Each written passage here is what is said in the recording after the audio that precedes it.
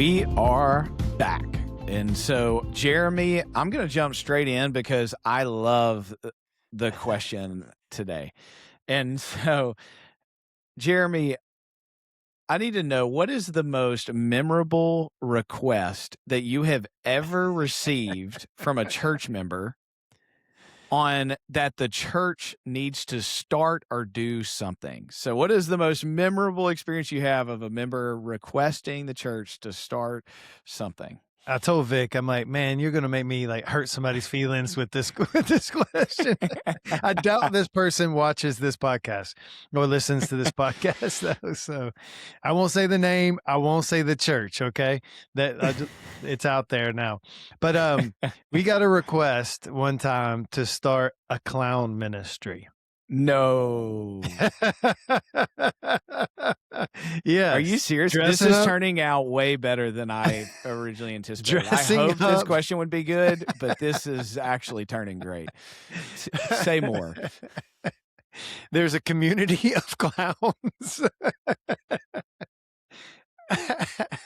that had also loved Jesus and wanted to share their joy with other people, and thought they should be able to do that at the church, and the church should support that ministry. So, I had to walk them through not doing that ministry and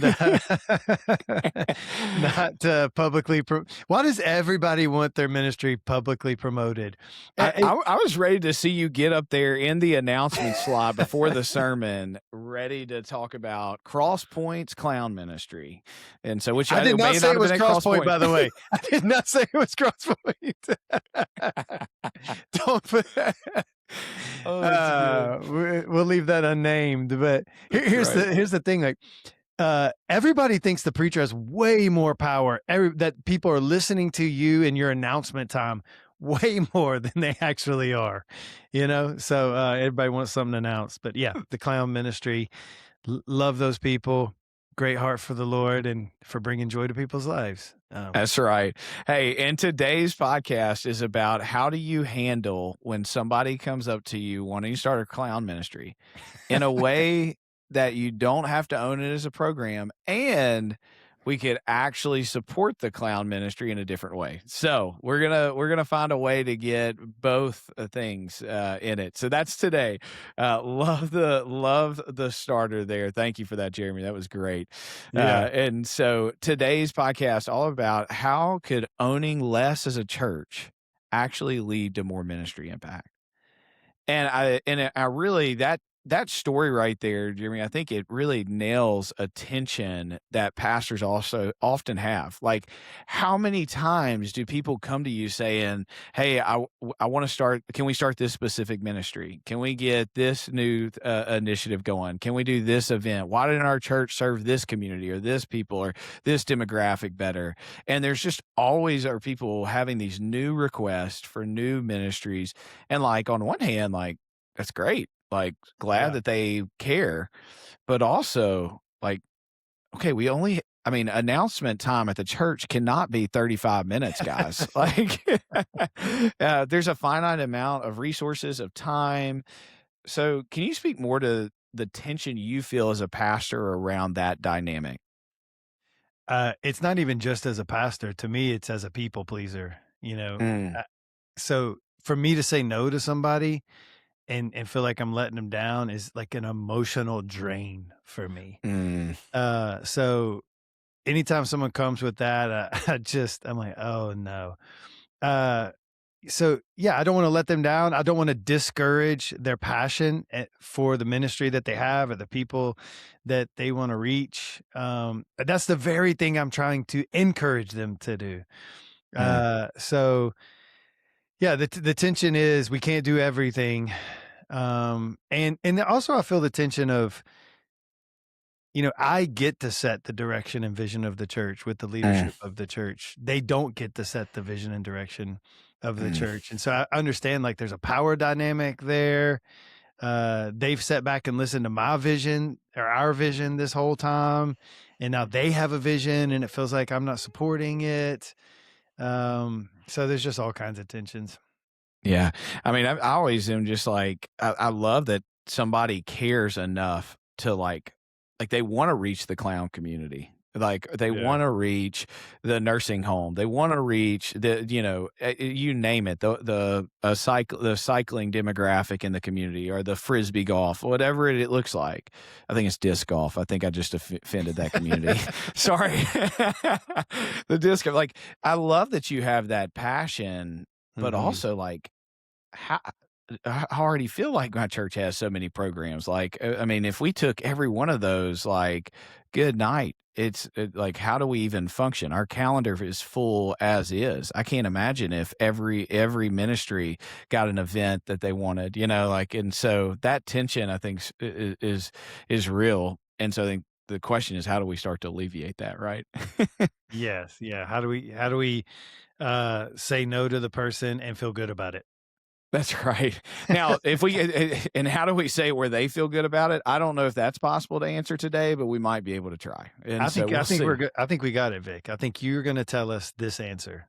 Yeah, so let's look at that. No promises that we can actually give an answer that our people will be like, "Oh, I love that answer." But I do think there's a better approach that can hold in tension the ideas that our people bring, and how do we stay focused with what the church is owning and the resources we have. So this is that last myth. We call it the execution myth. And the execution myth, it has this belief, this false assumption that church impact equals ministry ownership. Mm.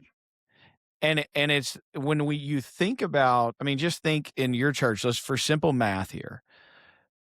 What impact is your church having? How big of an impact is your church having if you have a church of 100 people? A lot of times as a pastor ministry leader, the quick answer might be 100, oh, we're reaching 100 people. But if you look not just ministry to that person, but ministry through that person, Mm. your impact is exponentially more. Because with every person that is in your church, they come with a circle of influence. They come with relationships. Dunbar, who's a sociologist, did the study that people have the capacity at any given time for 120 to 150 relationships. And so just use that math for a second. If you've got 100 people and they all have 120 relationships, the reach that your church has is not 100.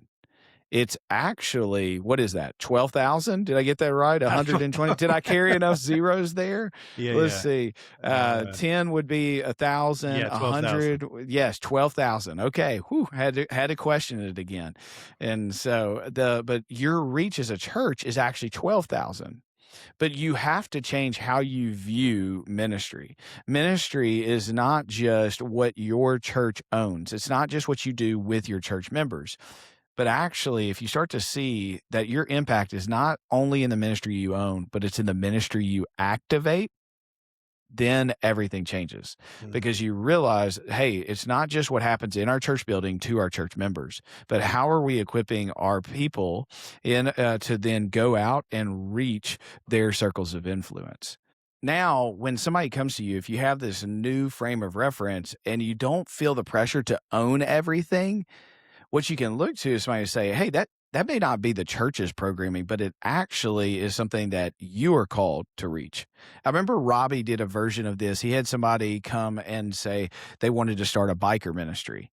And he was like, "Hey, we need to start a biker ministry and at Long Hollow." And like, Robbie's like, "Yeah, I totally agree. Like, we need to serve, like, bikers need to know Jesus. Like, that's great. I think that we need to help them." But his line was, "Hey, you got the vision, you own the mission." That's a good line. I know. You wish you had that with your clown person. You wish you could have said that, right? Hey, Yeah. you got the vision to reach those people, you take the mission. And what it is in this idea is that not every ministry idea or ministry thing that you do needs to be owned by your church. It doesn't have to be programmed and branded and communicated from the stage and run by or coordinated by the staff. Actually, some of your greatest ministry is going to happen through your people, not on Sunday or Wednesday, but where they live, work, and play throughout the week. Hey, church leader, I hope these podcast episodes and the Movement Ready Church book that Robbie and I have written are helping you get disciple making started in your church. What I'm excited for in the next season is that we're taking the Movement Ready Church book to your church. We're doing one-day workshops where myself or one of the navigators on our Replicate team come on site to your church and work with your staff and leaders to take the principles of this book and to put it into action. What I love about this workshop is that we're not going to do just trainings from the book, but we are actually going to help you create something personal for your church. We're going to give every one of your leaders some essential training to grow as disciple makers and to be a developer of leaders. Secondly, we're going to give you a personalized assessment of your disciple making culture. And then thirdly, we're going to create a 1-year focus and a first step to get started so that you can see your movement begin. So all you have to do is go to movementreadytraining.com to get more information and to get started. You'll see it's pretty simple. Let's jump on a call together. Let's create a personalized training day for your church, and then let our team take care of the rest. And we will bring the Movement Ready Church to your church. So just go to movementreadychurchtraining.com and let's get your movement started. Now, let's get back to our conversation together. Yeah. This is not new. This idea is not a new idea. This goes back to some church growth stuff. They were talking about this kind of thing. But I think the new part, or one of the new parts here, a part we need to recover, is the mindset shift of, like you're saying, the church owns all this stuff. The church is supposed to do it. No, actually, I'm called to go reach my circle of influence. That's And the right. church is here to equip me to do that, not to serve the programs of the church primarily. Yeah. And maybe that is how I live out my unique role or in God's mission, or that is how I reach people. But I love that, not just to the people, ministry to the people, but through the people and activating them in that mindset and maybe identity shift as well is probably the bigger thing that happens as you help people do this. Yeah. And I think this myth here, it's not just present in the staff, it's present in the people. And so, because yes, our staff, we have the tendency when there's a good idea or there's good opportunity to take it and say, yeah, okay, we need to make a program. We got to run it like small group, or we got to do it to the nth degree, like we do this women's event or this men's event. And like we have a tendency to take ministry and immediately own it, brand it, program it, put it in the box. Well, one, that undercuts our people and prevents them from actually stepping into what God's calling them to. And then secondly, though, our people have that same expectation. God's doing something in their heart. And because of this execution myth, they think, what do I do with the burden I have for these people in my circle of influence? Oh, I take them to the staff for them to run an event, and I'll support it. I'll come alongside them. And it's like, what does it look like for our people to realize, hey, the church building is not plan A to reach your circle of influence. You are plan A to reach your circle of influence. You are called to make disciples. The burden you feel in with the people there, like you are called to reach them. And what does it look for the church? Not to take that opportunity away from its people, but to coach them and equip them to be able to step into what God is doing in their life and help them reach their circle of influence. Yeah, that's you. Other than the clown ministry stuff in this one, you need a bookmark.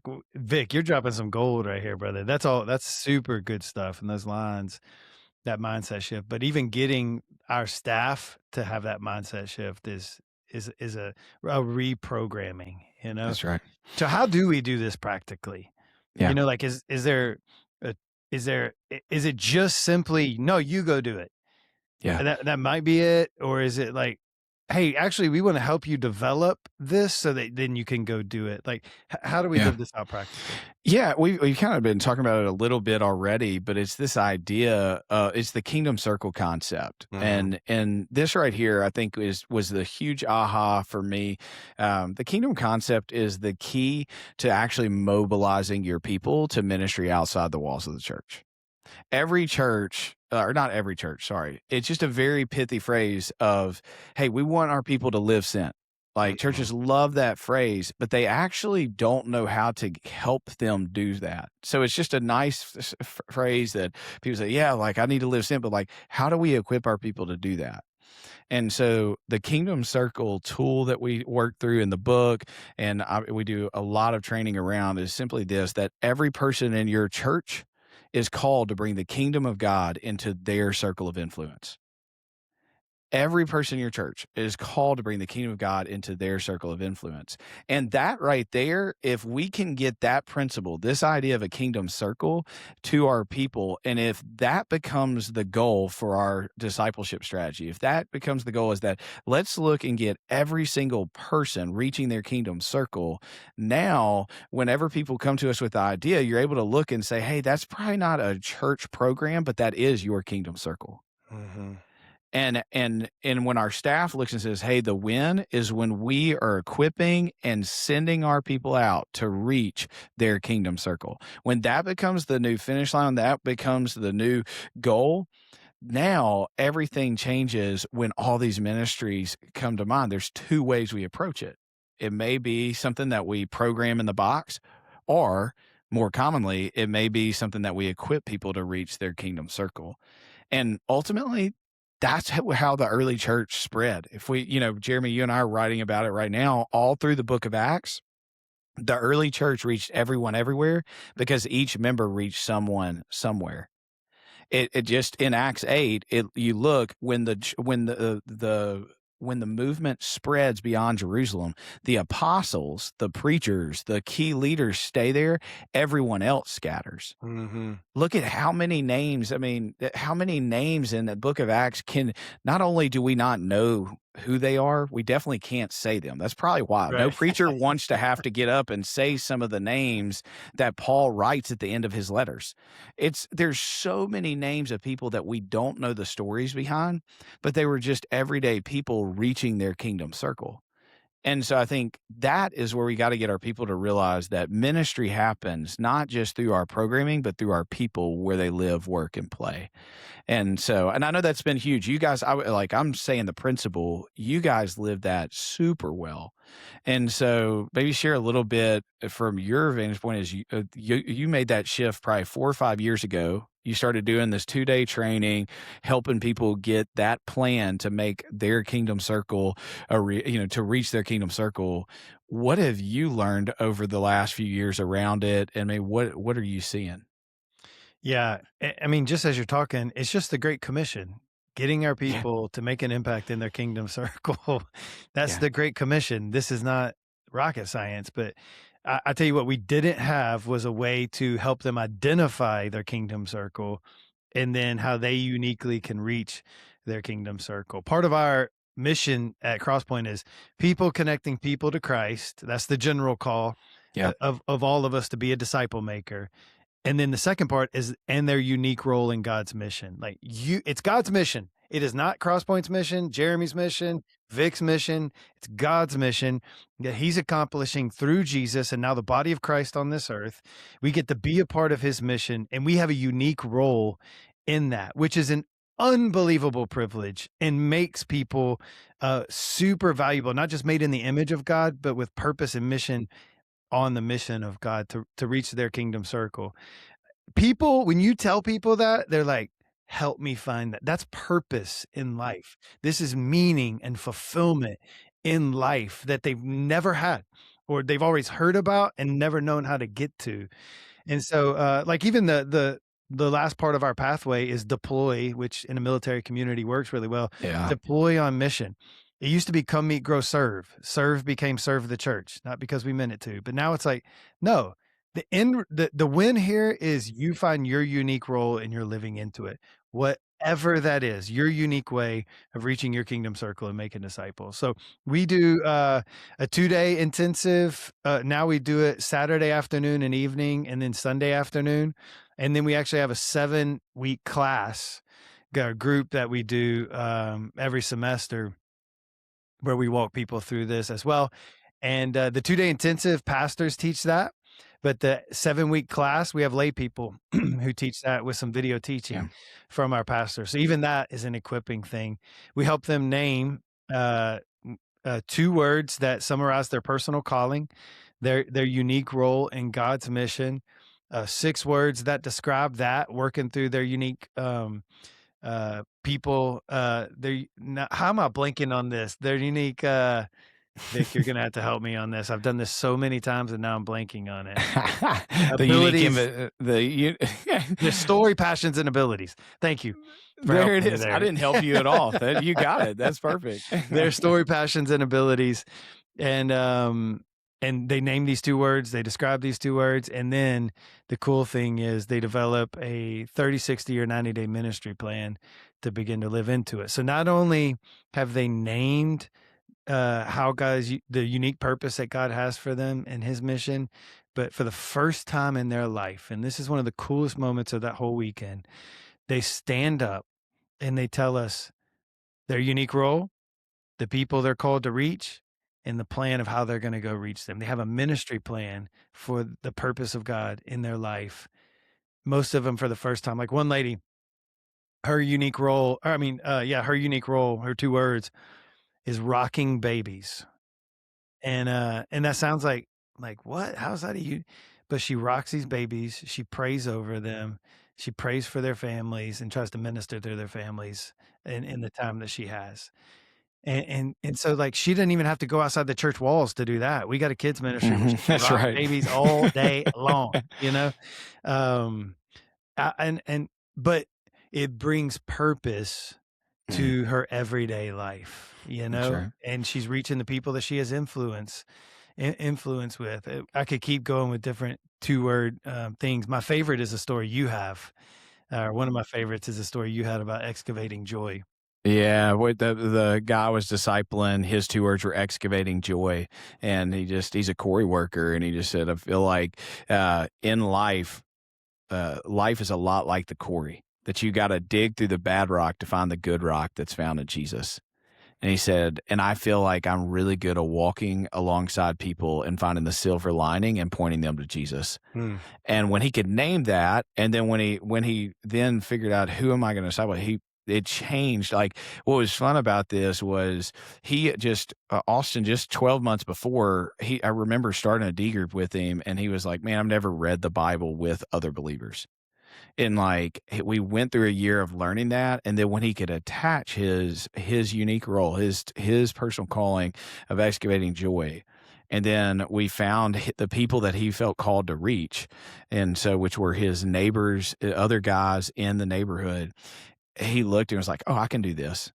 Before I couldn't get him to step out and lead others, but as soon as it became true where he says, "This is my unique role. This is what God's calling me to," now I can step forward in confidence. And I think too, there are just other ones that I've heard just recently. I don't even know if I've told you these, Jeremy, but like one, I know of a barber who his barber shop is now his circle. Hmm. And so all of the barbers in his barber shop do a D group with him. Wow. So they're sharing hair journals and sharing their scripture memory as they cut people's hair, which then leads to sharing their faith. So they're leading people to Christ that they're cutting their hair, and people who are like, "Wait, what are y'all doing?" And they're like, "Oh, this is our discipleship group." He's literally leading his staff, and he's reaching people who want to know more about the gospel all through his workplace. Hmm. That's And awesome. another one just at Long Hollow recently, a brand strategist, middle management has a burden for his staff or for making disciples in his workplace, but he doesn't know how to do it, doesn't know where to do it. 1,000 people, 1,000 employees, all remote contact, strict HR policies. And he was like, I have no meeting time where I even know what to do. And he created a Kingdom Circle plan to do a prayer time before they started the work day in the week. Not only did he create that, HR then allowed him to do it. Wow. The president of the company says, "Hey, we'll actually go ahead and just tell people about it if they want to join." He hoped that he would get 4 people. He got 40 on the Oh. first week. And I think those are the stories when you start to realize that brand strategist guy, like, okay, our impact is not one person. Okay, he's reaching 40.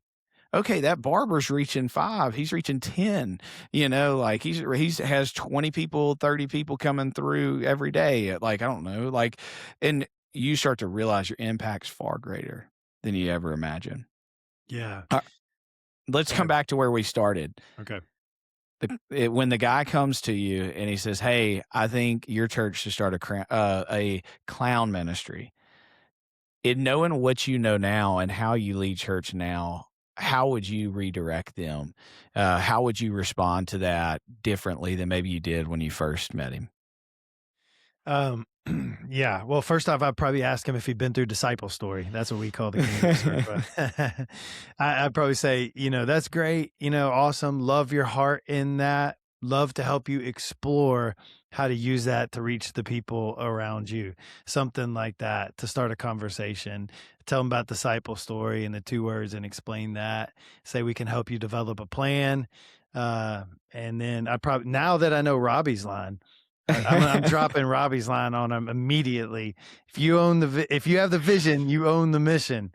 That's it. That's I'm right. going with that one. But I encourage, like, hey, we love that. That's actually what we want here at Crosspoint, is for you to find your unique role and deploy in it. Love to help you develop a plan and own the mission to begin to do that. Yeah. So good. And I think when we understand this, you did just elements of it. Something that's been really helpful for me in this is there's a framework of like how to tell people no in a way that they like it. It's from some book. I can't remember it, but it's just the simple framework is a lot of what you just did. It's just yes, no, yes. Yeah. Start with yes. Yeah. And I think in that of just what you said there, like when people come, they have the execution myth as much as our staff do. Mm.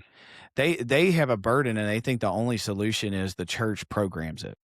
And so I think now when our people come, yes, no, yes, yes, I love that idea. I think it's so great. Just like what you're saying, it's like, yes, we think that's great. Hey, no, we're probably not going to do it the way that you think. No, we're not going to make a program. No, we're not going to announce it, whatever it is. But yes, let me show you about this training we do at Disciple Story. I'd love to walk with you. Let's plan it. Man, I can't wait to see what God's going to do. And it's again, it's the person may be a little disappointed if he really wanted the stage announcements, but I think what he can't leave denying is that you believe in what he believes in and you want to help. And so I think that similar framework of like, man, how do we help people realize like, hey, yes, what you have is a great idea. No, I'm not going to do it the way you want, but yes, let's help you name your Kingdom Circle. That's so good, Vic. But all I could think about was clown stage announcement. That's right. I'm with you. I've that's been in my mind this whole piece. This may be a missed opportunity. I don't know. We may be missing it, and so I love it. I do. I hope that's helpful. That actually wraps up our miss. Here's one final thing though that I would say. Kingdom Circles is not just getting back to what I think the early book of Acts shows us. I think there's so many biblical reasons for why we must move that way. Another practical piece to it is for you, it Kingdom Circle gives you the ability to be more focused in your programming. Most church ministry leaders I know don't want to be doing as many things as they're doing. They're like, golly, we have so many programs. We have way more. Like a lot of churches are saying we wish we were doing less, but all they can think about is what it will communicate and who it will hurt if we don't do it. Yeah. I'm not saying that won't still happen to some extent, but when you can open up Kingdom Circles, what it allows you to do is to do less in the box, to own less and activate more. And it actually allows you to do what you do own better, more effectively, and then create the capacity in your staff to spend more time equipping people to reach their circle. And I think that's one of the gifts here is that most of the opportunities that are going to come your way in the days ahead are not something that you should add to your church's programming, but it is something that you should empower your people to reach their kingdom circle. And I think that's the hopeful gift that this can give for that pastor that's like, man, I feel like we're already doing too much. And any final words of encouragement before we finish? No, this one's everything you've said has been worth the podcast. I mean, I think this is so good because this is a real tension. And I love what you said there about, we all want to do less so we can focus on the best, the most important stuff. And the most important stuff is helping our people reach their kingdom circles. And so super good. Yeah, if you want more, you can actually we have a Kingdom Circle virtual course that you can take. It's in our Replicate network. So they're in our leader notes. You'll find the link there, but you can actually see it's very similar to what Jeremy and Jagger, what they do in their 2-day. It's what we train other churches in. And if you want to begin to start that ministry in your church, we also do a Kingdom Circle Accelerator where we come in for 1 day and do that with your staff and train you to do it with your people. And so you can get that at the Collective Network, and that'll be in the show notes. And as always, if this episode has been helpful, subscribe if you aren't already and share it with other pastors. It helps us get this message out and spread the movement that we're seeing of churches getting back to making Jesus' final words their first word. Until next week, have a great one.